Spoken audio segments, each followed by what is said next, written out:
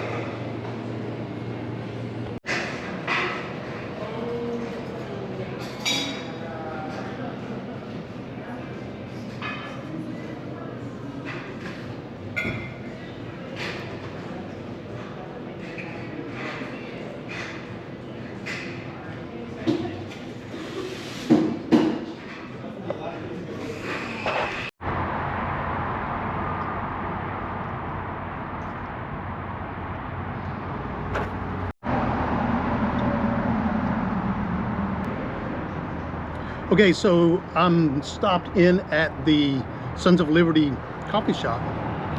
Really nice people inside. They was curious about my bicycle. I am on the Brompton today, but they have a Liberty latte that's made with in-house simple syrup, 2 shots of espresso, and whole milk. So that's what we're having for a drink, and then for a quick snack, I got a chocolate croissant.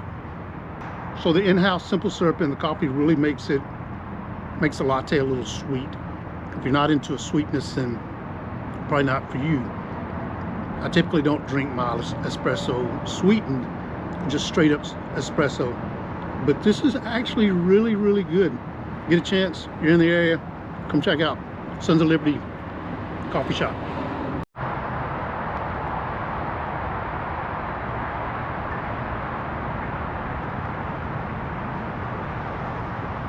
Okay, coffee stop done. Really a good cup of coffee. Again, if you're in the area, definitely come visit Sons of Liberty. They'll treat you really well. Now we're off to the Flat Iron building. That'll be our first landmark that I wanted to cruise through today. Probably try to hit at least maybe 3 landmarks here in downtown Fort Worth. Maybe a bonus for 4. Just have to see how much time I got.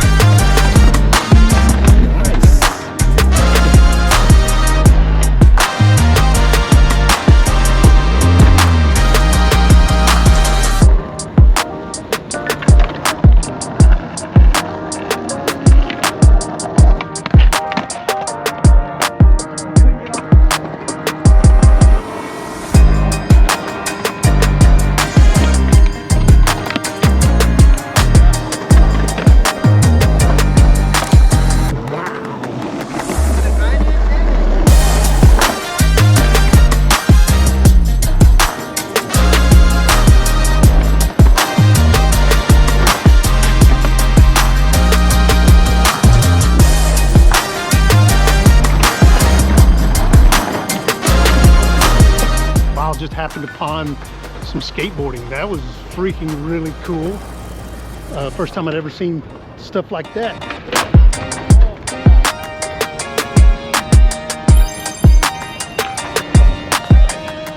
Dude with a big camera, but he's getting some good shots from that thing. All right, so we're off now to find the Flatiron building. Have no clue where it's at, somewhere on Throckmorton or Houston 9th, somewhere like that.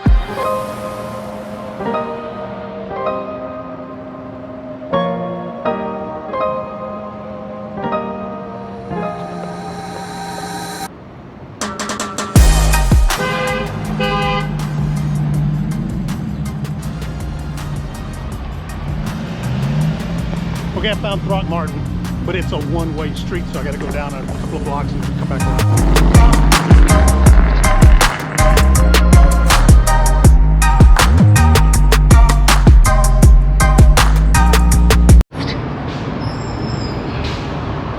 All right, entered in the National Registry of Historic Places in 1971. This is the Flatiron Building, known in the early 1900s as the tallest building in North Texas. Erected in 1907 for the renowned Dr. Bacon Saunders, Dean of the City Medical College, Chief Surgeon, 9 railroads, acclaimed as a pioneer of medicine in Texas. Designed by a firm of Sanquinet and Stats, we'll go with that. Distinguished Fort Worth architects of reinforced concrete over steel frame. This Renaissance revival structure was inspired by the wedge-shaped Flatiron building in New York. This is a really cool building. I've lived here for 23 years and never really realized that this building was here.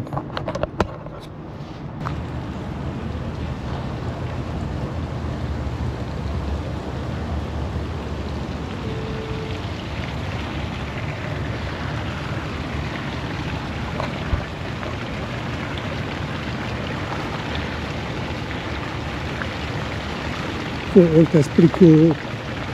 Hopefully you can see that etched in that marble, it looks like.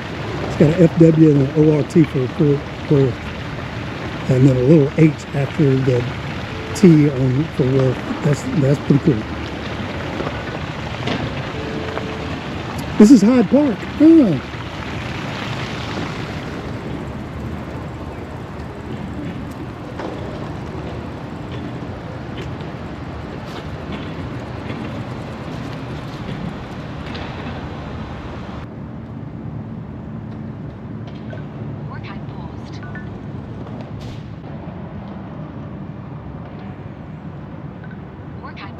Okay, next landmark on the agenda is the 8-layer building, I think is the way you pronounce it. So it's only like a block over from where I'm at.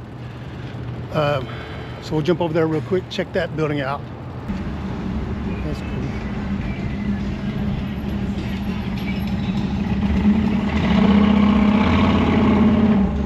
cool. Okay, so this building may be hard to see. I got a lot of construction going on over here and I can't get a good snapshot of it, and I'm in the middle of the road, an active road. It is a one-way, so people coming up behind me. The 8-layer building. Developer Thomas S. Weaver had this structure built about 1905, named 8-layer, the French word for an artistic studio. It has housed the offices of architects and contractors, a restaurant, and financial institutions, including the banking firm of W.R. Edrington, a noted Fort Worth benefactor. In 1936, the building served as the temporary location of the Carnegie Library. Built of brick, it features 2 chimneys with terracotta ornamentation. This was posted in 1980. It doesn't say when the building was. About 1905, I guess. That's pretty cool.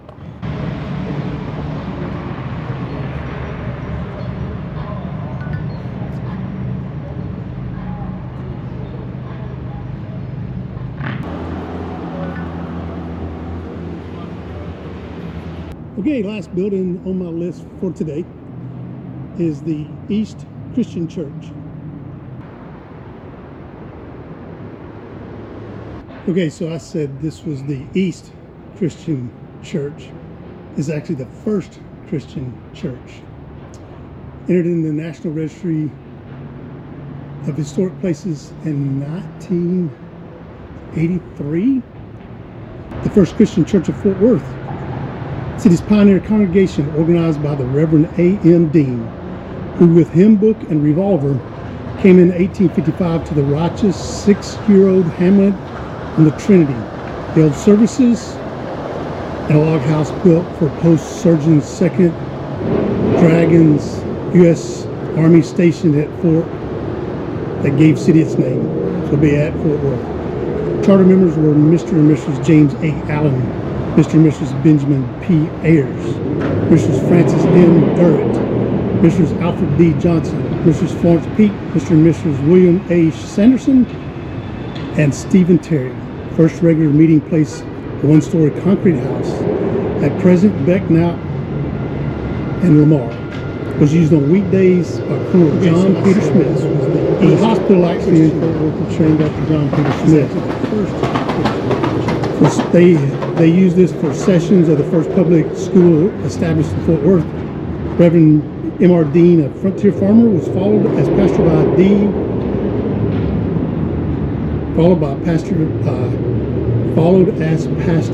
by Dr. B.F. Hall, a dentist, and by Dr. Mansell Matthews, physician and judge of Red River County, and head of a large family grazing cattle in this area. Confederate General R.M. Gano of Grapevine, after the Civil War, preached regularly at this church. And later, 1860s, came the Reverend Joseph Clark and Sons Addison and Randolph, who in 1873 founded Adran College, forerunner of Texas Christian University. First Christian is the oldest church in Fort Worth.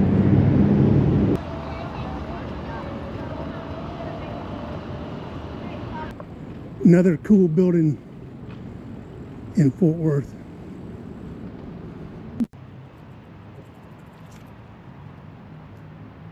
This marker commemorates the men and women who achieved American independence. These patriots, believing in the noble cause of liberty, fought valiantly to found a new nation from 1775 to 1783.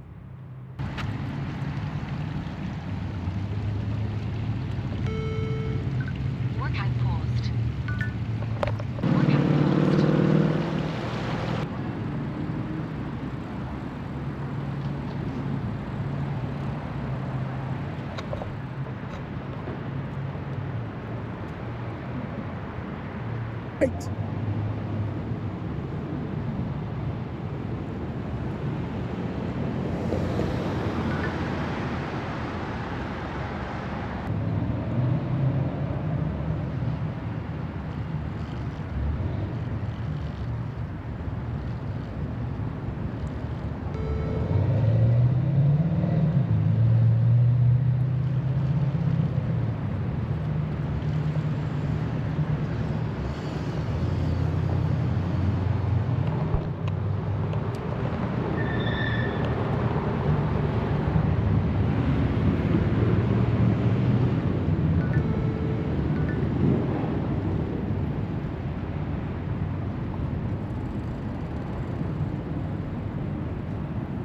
Okay, I got one last place I'm gonna head to.